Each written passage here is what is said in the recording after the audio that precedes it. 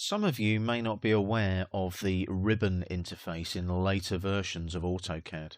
What you'll notice at the top of the screen is you now have a ribbon rather than the traditional toolbars like you used to have in the Autocad Classic view. So let's have a look now at the ribbon and what it actually does. You'll notice I've got a ribbon interface drawing set up, and that's sitting in our demo project. And what we're going to do is go straight up to the top of the screen, and if I hover over the panels on the ribbon, you can see that they highlight. What you've also got is at the top of the ribbon, you have your tabs. So you'll notice there, project, schematic, panel, and so on. Now they don't have to display as panels. If you go along the ribbon, along the tabs at the top, just here, I can click on the little flyout menu, and I can minimize just to tabs, like so. If I click again, I can minimize to panel titles, like so. If I click again, I can minimize to panel buttons, like so. I can also cycle through all of them, and as I click through now, it goes through each one as I click, and then I go back to where I was at the beginning, the default setting. So I can go back to the Home tab now, and you see I get all of my Home panels like Draw, Modify, Layers. If I go to the Project tab, I get panels such as Project Tools and Other Tools.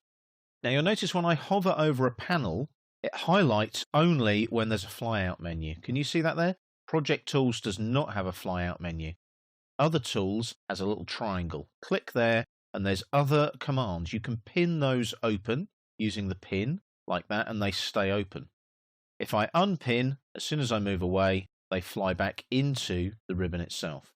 Let's go back to the Home tab on the ribbon. The reason I say that is the panels are slightly smaller and a little bit more easier to manage for the next thing I'm going to show you.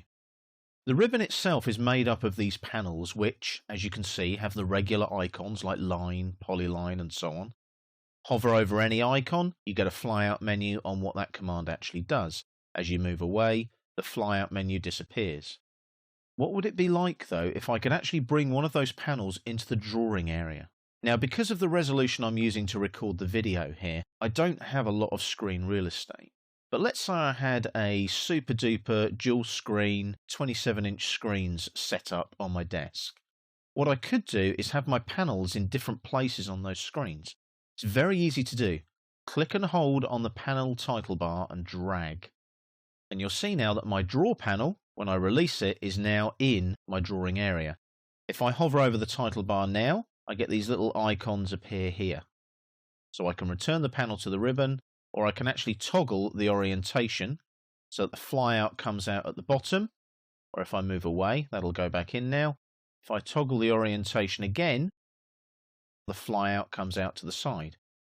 Very, very useful if you've got lots of screen real estate and you want to keep that draw panel open to draw some objects on your drawing. What happens though if I go to a different tab on the ribbon and I want to return my draw panel to the ribbon?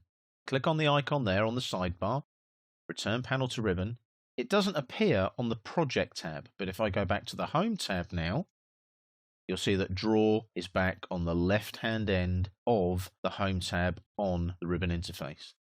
So you can see that this ribbon interface is very, very useful. You can customize it. You can move the panels around if you want to.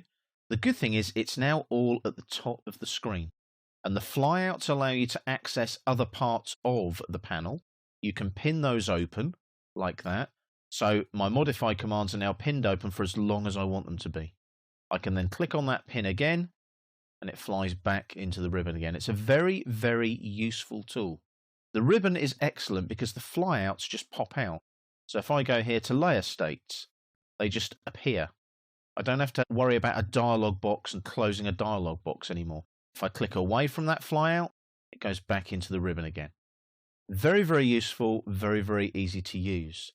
For those of you that haven't used it before though, just take care, be measured, and look for the things that you need because they might be in a slightly different place to what you're used to if you've been using the AutoCAD Classic interface with the original toolbars.